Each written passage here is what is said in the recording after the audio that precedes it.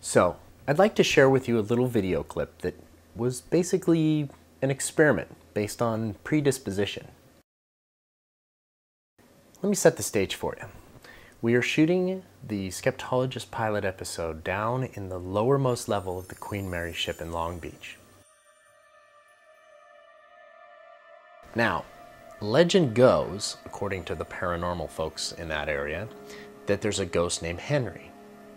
And Henry, for whatever reason, likes to hang out in a, 8 by 10 small room that has really nothing else in it, except for a very small hole up in the top, maybe 12 inches square. So this is the green room. Used to be an entertainment lounge, I believe. There's a spirit who's rumored to be in here. His name is Henry. So we brought our camera crew in there, led by Dan Winwiney of the SoCal Paranormal Research Society.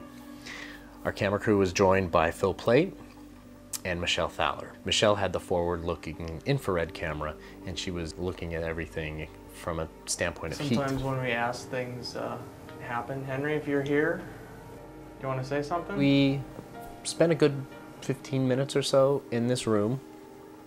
Nothing happened. And that was? A quarter. Why did a quarter come flying in here? Okie dokie. That is a quarter. Is that a quarter hot or cold? If that quarter is warm, it came from human hands. It's got a peach in the middle. It's completely dark. It's completely dark? Really? It hit me. Hold on a It hit second. me on the left leg, down near my ankle. What angle would that come to hit you? I don't know. It's like somebody flipped that- it out. It's cold and it's got some glowing around the edges. What would cause... Would it be picking up ambient heat? It's going around the edges. Look at that. What temperature is that? It's dark, so it's below 60 degrees. But the edge is about 64. I took a quarter out of my pocket, threw it into the air, just so that it would hit something in the background and make a little noise. I wanted to see what people's reaction would be. I wasn't trying to scare anybody or do anything like that. I just wanted to know, I just wanted to see everybody tense up at the same moment, see what that would look like and how people would take it. Well, little did I know that that quarter that I tossed would not only go up and over the top of the green room, but would fall right down through that little hole, hit Phil Plate on the leg, and then land on the carpet right in front of everybody. I thought I was busted. I thought they were going to turn around and point to me and go, "You just threw a quarter." But then an amazing thing happened. That was not the first thing that everybody thought. Everybody kind of looked up and said, "How could that happen?" Let's see if anything else happens to the quarter. It may cool very quickly. Yeah, keep your eye on the quarter. I'm going to continue this because this is not the first time something like that has happened in here. What else has happened like that? This stuff goes flying. Henry, once again, this is Dan. I come with the film crew. Please respect them and don't affect them. Is there any way, just as a sign that you are here, and if you do this, we will leave rather quickly, that you can affect this quarter or do something else, just to let them know that there is the possibility that consciousness outside of a human body exists. These are scientists. Some of them are skeptics. They don't believe that you exist like I believe you exist. Phil and Michelle, they first had kind of a skeptical point of view on it. Dan, on the other hand, being that he's the paranormal guy, he quickly moves to the paranormal, the supernatural.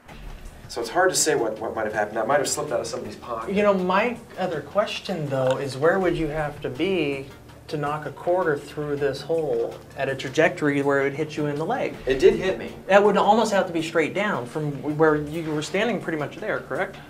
Yeah, right. You couldn't be much farther back. So it would have to have been somebody from over there. I didn't see it come down there.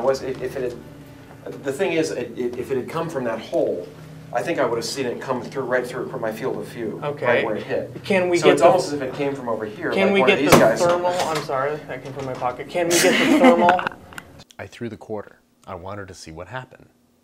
And just as I suspected, the skeptics, well, they were skeptical. The problem is a single event is just a single event, even Right. if it's bizarre. Yeah. It could have been. Did any of you guys have another quarter in your pocket? In the camera crew? No. And I mean, I wasn't looking at anybody specifically. So if somebody, you know, I'm thinking humans trying to hoax us, right? So if somebody tried to flip a quarter, I wouldn't have seen it. I didn't see it come through the hole, and I was looking straight ahead when I felt it hit me. The paranormal researcher, he really wanted it to be some type of paranormal event. And although he wouldn't come right out and say it, his body language, his mannerisms, the things that he said, all wanted to kind of suggest to us that these types of things happened all the time. And this was very much possible, that it was a paranormal event. I didn't hear it. I didn't hear a throw. I didn't hear any noise whatsoever. Well, I heard it hit the ground, and I felt it hit me, hit my leg. I still would like to see if we can't try to get someone to see if they can't get on that catwalk. Because if that thing is closed off on both ends, and there's no human way for someone easily to get up there, or if it sounds like a herd of elephants, for someone to get up there, walk to a point they could throw that quarter. Because that's a sealed wall. It all goes to what you want to believe. That was what, 3 or 4 random Yeah. spikes to the red with 20. True, the camera's sitting there. We don't think there'd be a discharge for any sporadic reason, being that I believe both units are off. Early in this stage, when everybody was looking at the quarter, they'd asked me, point blank, did you throw it? I said no. I lied. Why? I wanted to see if people would just assume that everybody would tell the truth in this situation, and if they would just keep moving on, figuring out other options. Now, it's dishonest, yes, but how many times in a ghost hunt or a haunted house does somebody do something that's dishonest to try to create an event? I suspect it happens quite a lot. Now, of course, I came clean. I told everybody what happened. I wouldn't include this in the show because it's not honest, and that's not what Skeptologists are about. But the bottom line is, the people that come from a perspective where paranormal exists quickly go to that. The people who are skeptically minded and scientific continue to work the puzzle out until they have narrowed all the different angles, until they've really come up with a solid solution. Phil never did come up with a solid solution. He was still working it out in his mind until I told him. I think he was disappointed when he found out that I'd thrown it. Not because he was really mad at me, but because that meant he no longer had that puzzle to solve.